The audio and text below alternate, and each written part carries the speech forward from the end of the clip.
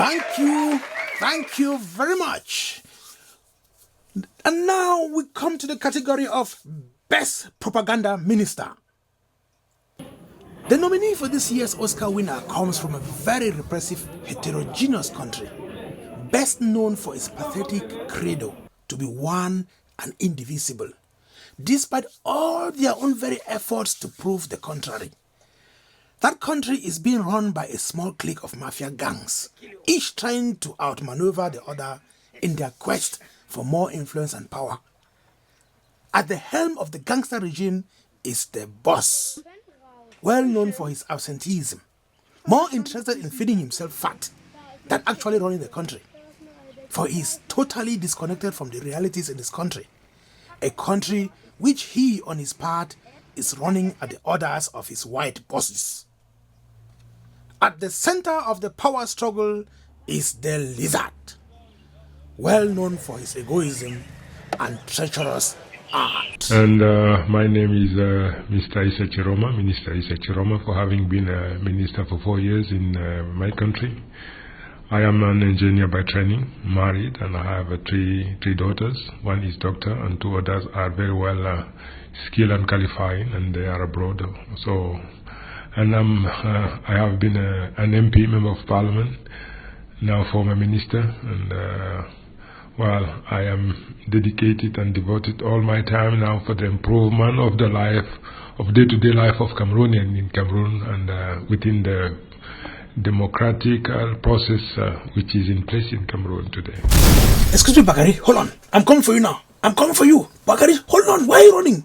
Just hold on. Wait now. I just want to ask you one thing. Why is it that you cannot tell the truth about the Anglophone problem? The problem is going on in Southern Cameroons. Why no, Bakari? Why are you always lying?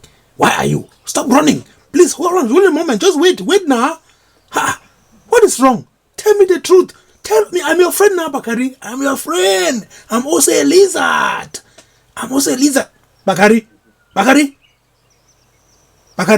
Don't get me angry. I will be very angry. And you know, if I get angry, things will get very, very tough up in the north. I am also a northeast like you. Why can't we let the Anglophones go? Bakari, I said stop that. Stop that. Bakari.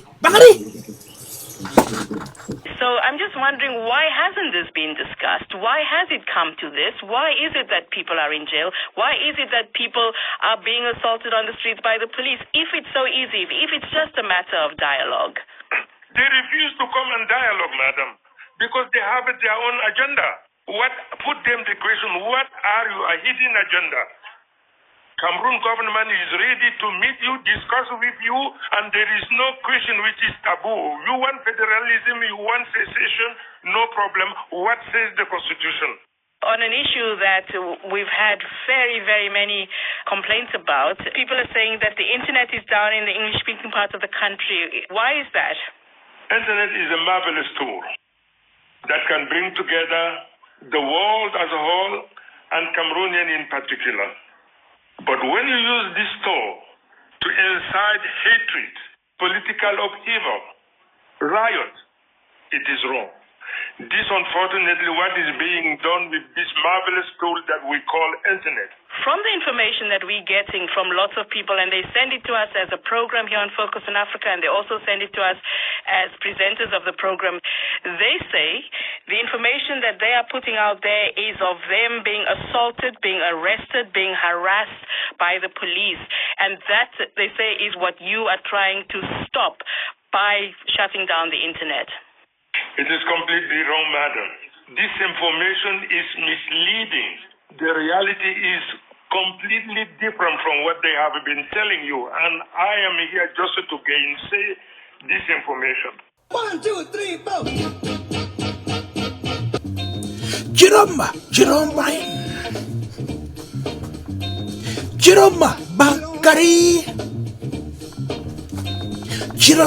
Bakari. In this laudation for Mr. Issa Tchiroma Bakari, he has proven to be unrivaled in his function as propaganda minister for his country. He has the audacity and tenacity to go on repeating the same lies in the same monotony that has not only brought him the title of the lizard, but also the disdain of the international media. His naivety exposes his pitfalls to the whole world as concerns backwardness and stupidity. Well, what can be expected of a herdsman, even after having gone to school? All that just to stay in power. His achievements have earned him praises far beyond those of his predecessors, like the famous Professor Augustine Kuncho Kwomeni, best remembered as Zero More. Internationally, the lizard Tchiroma has topped giants like the famous Tariq Aziz of Iraq, who was the mouthpiece of the notorious dictator Saddam Hussein. Issa Tchiroma has caught up with no one less than Goebbels himself, the man who masterminded the Nazi regime of Adolf Hitler. But before we end, Mr. Lizard, what happened in the presidential elections of 1992? Well, we accepted to be minister in 1992.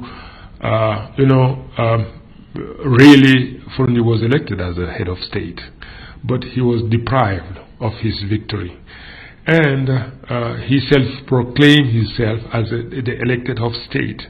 If you can recall, by that time, the state of emergency was declared. We had to choose between saving the Republic, which was at the verge of collapse and the civil war, or to stick by our principle, which consists of saying no, Mr. Biya didn't win the election, and to join Mr. Furundi, and the consequence might be unforeseeable. So we decided to join the government to save legality, not legitimacy. Mabu, this is the most ridiculous excuse I've ever heard in my life.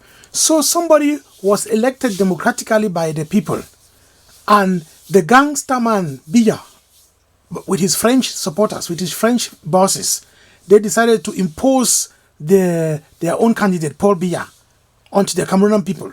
And you, Mr. Tchiroma, knowing fully well that that was wrong, you decided to join Biya to subject Mr. John Furundi under house arrest.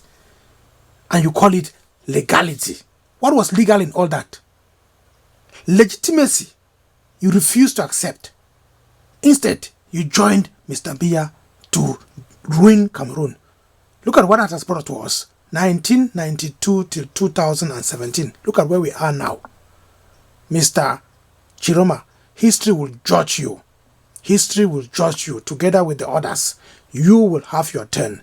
Just let's find out what happened to the other two of your predecessors. So, madam, what happened to Mr. Tariq Aziz? Mr. Tariq Aziz was later caught by the Iraqi people and put on trial. He was condemned to death by hanging in 2010, but cheated the hangman when he died of a heart attack while awaiting execution. Thank you very much.